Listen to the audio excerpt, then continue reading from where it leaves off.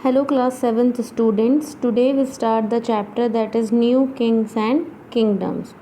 Here the new kings and kingdom means that the new areas, new kingdoms that are emerged, okay, in 7th between the 7th and the 12th century. So that we discussed how these new kingdoms emerge and who are the new kings. So here what that many new dynasties, okay, that emerged after the 7th century. Here the map shows that major ruling dynasties in the different parts of the subcontinent between the 7th and the 12th centuries. Now here you can see in the map that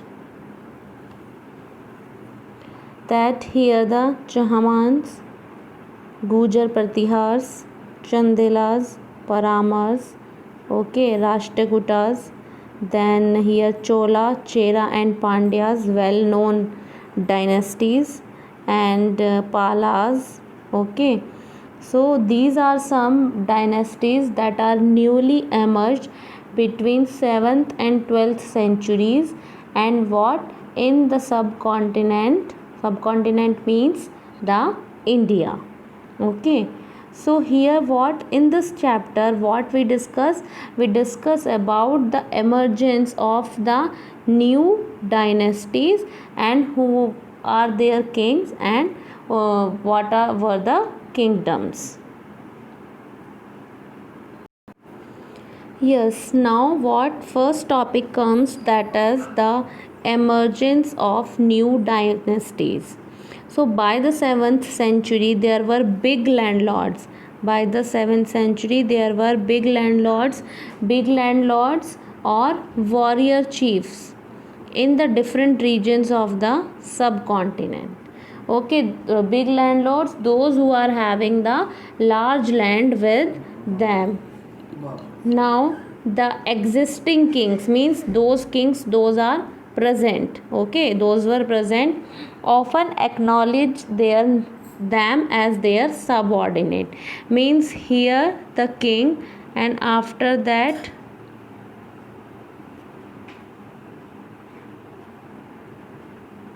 what the subordinates, okay, like any officer here then his subordinate. So here king and here the subordinates, and the subordinate called the samantas. What it is called? The samantas, means here the king and here the samantas. Now what happened that the samantas bring gift to the king, okay, and be present at their courts and provide them with the military support, means that the samantas provide army to the king, okay. So what that the samantas support, give the military support to the king. Samantas get power and wealth. Now samanta, okay, here king and here samanta. So this samanta what that have the power and the wealth means money. Now when they have huge power and wealth, means become the big and big and big, then what is called, it is called the Maha Samanta or Maha Mandaleshwara, means that the great lord of a circle or region. Now what that, and sometimes they asserted their independence from their overlords, or sometimes they were very independently. Now here example given, Rashtrakutas in the Deccan. Initially they were subordinate of the Chalukyas of Karnataka, means Rashtrakuta is subordinate of what? Subordinate of the Chalukyas of Karnataka. In the mid 8th century, Danti Durga, a Rashtrakuta chief, okay. What is the name? Danti Durga, and from which category he belonged? The Rashtrakuta chief, okay. overthrew his Chalukya lord. Okay, overthrew his Chalukya lord and performed a ritual. Okay, what he is performing? A ritual, performing a custom. What it is called? Hiranyagarbha, literally the golden worm. When this ritual was performed with the help of the Brahmins, then what happened? That it is like the rebirth. It is like the rebirth. So what that rebirth of the sacrifice as a Kshatriya, and now even if not one by birth, okay, then he become the Kshatriya. In other cases, men from enterprising families use their military skills to carve out kingdoms. Now, these Samanta use the military power to make separate kingdom. Okay, to make separate kingdom, they can use the military power. For instance, Kadamba, Mayureshwaran, Gujar Pratihars, Harichandra were Brahmins who gave up their traditional profession and took to arms.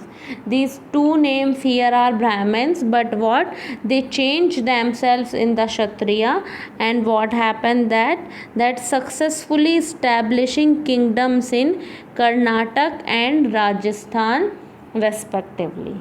Now you see like this, that there are 4 division in the ancient times. What? Upper one is here the Brahmin, then Kshatriya, then Vaishya, and then Shudra. Okay, so this is the caste or class division in the society that were prevailing at that time, means that was going on at that time. Now what happened here? Now the kingdoms are made, and when the kingdom made, what? There is need of some rules and regulation. Like you are going to school, and in school for managing each and everything, what? We want some rules and regulation. Otherwise what? There is a mismanagement in the school. So here what we want the administration in the kingdoms. Many of these kings adopted high sounding titles, like you know the titles collector, general, lieutenant, major. Okay, that titles given in the army.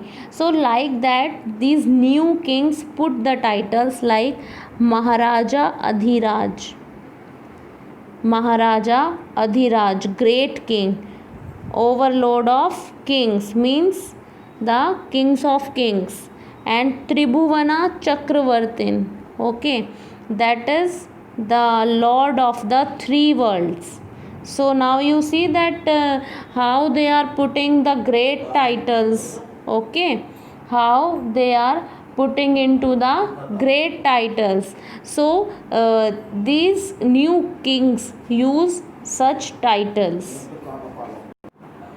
Now that they often share power with their Samantas as well as with association of peasants, traders, and Brahmins. So the king means king, that king share the power with the Samantas, okay, and then peasants, traders, and Brahmins. Okay, now in each of these states, resources were obtained from the producers, that is peasants, cattle keepers, artisans, who were often persuaded or compelled to surrender part of what they produced. Okay, sometimes what? They are claimed with rent due to a lord who asserted that he owned the land. Revenue was also collected from the traders. So what? That the Samantas collected the revenue, okay, from the traders and the farmers also. Now what it here, that the 400 taxes, the inscription of Cholas who ruled in Tamil Nadu. Cholas were ruled in Tamil Nadu, refer more than 400 terms of different kinds of taxes. So most frequently mentioned tax is Veti, okay, taken not in cash but in form of labor, forced labor, okay. Kadmai or land revenue.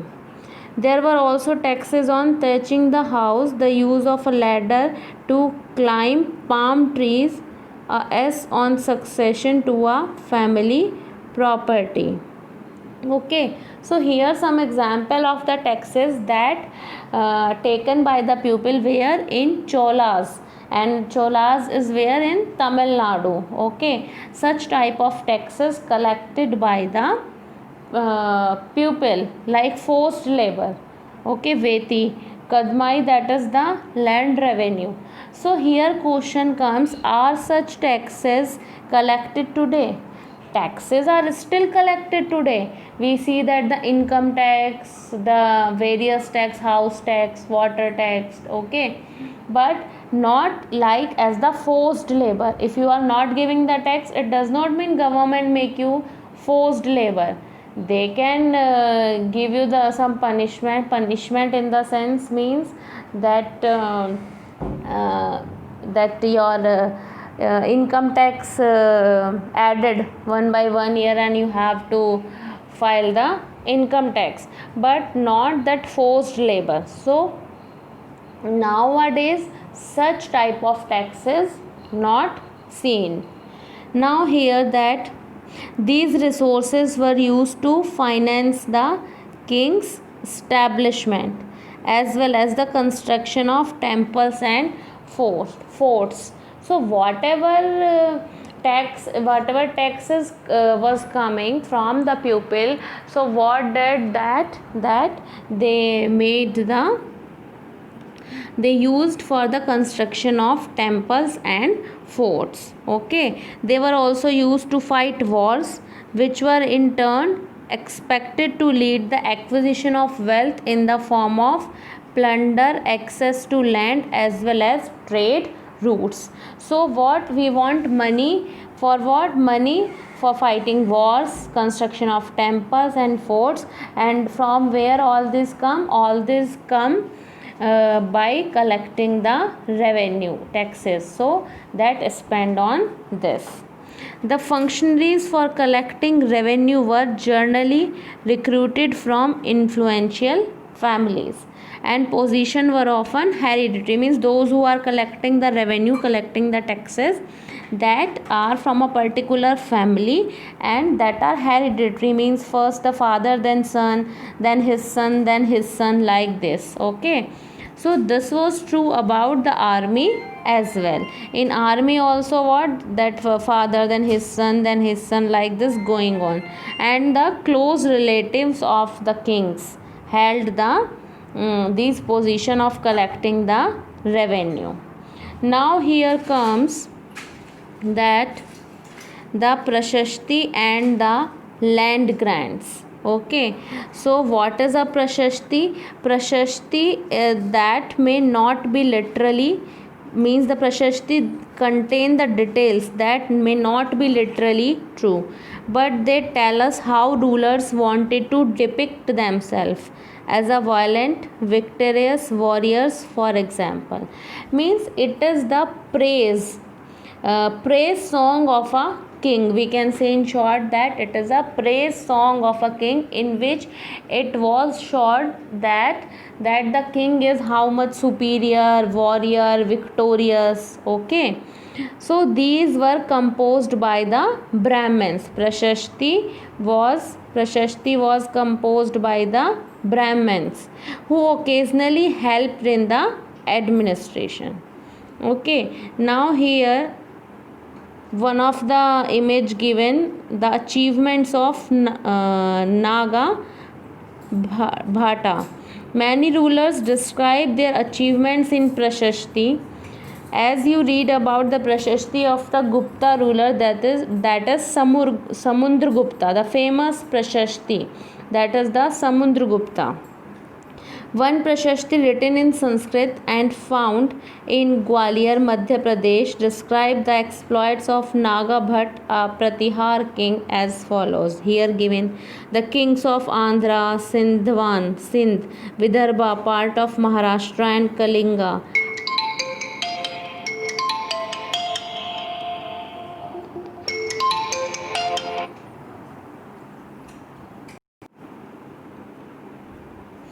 Now, so what it is the praise of the king. Here kings often rewarded Brahmins by grants of land, means the as a gift that kings given Brahmins the lands. These were recorded on copper plates, okay, like you see here, that this is the copper plate, and here recorded whatever the land given to the Brahmins, that is recorded here. So what it is, that the Prashasti is the praise of kings, okay, that is written by the Brahmins, and in in exchange of that Prashasti, what the Brahmins, the king given the lands to the Brahmins, and that is recorded in the copper plates.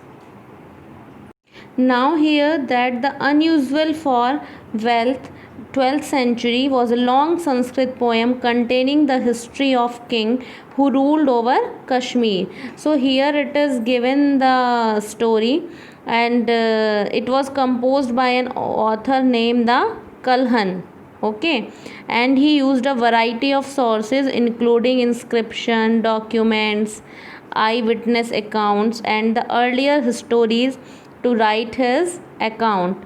He was often critical about rulers and their policies. So here you can read this story of the Kashmir. So till here what we discussed about the kings, the Samantas, their administration, Prashastis, and how the kings give land to the Brahmins, okay, and you have to read this story what was given the land, okay. So from tomorrow we can continue with the warfare for wealth.